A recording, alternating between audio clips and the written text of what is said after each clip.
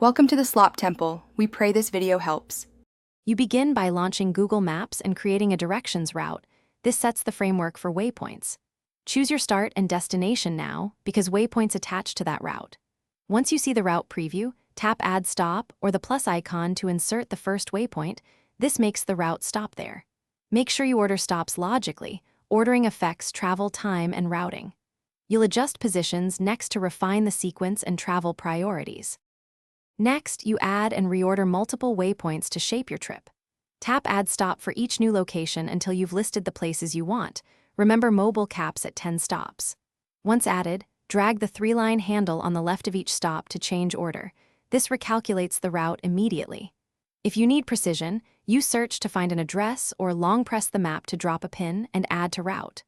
Once done, check travel time and alternate routes for efficiency. To finish, apply the waypoint sequence so Google Maps locks the route. Tap Done or Apply and review the full itinerary. Make sure to inspect alternate routes and live traffic. Toggling avoid tolls or highways can change waypoints' effectiveness. If a waypoint won't route, verify the address or PIN is valid. Incorrect place ID or offline areas block routing. If problems persist, restart the app, clear cache, or reload the page. Thanks for watching. Consider subscribing if we helped you.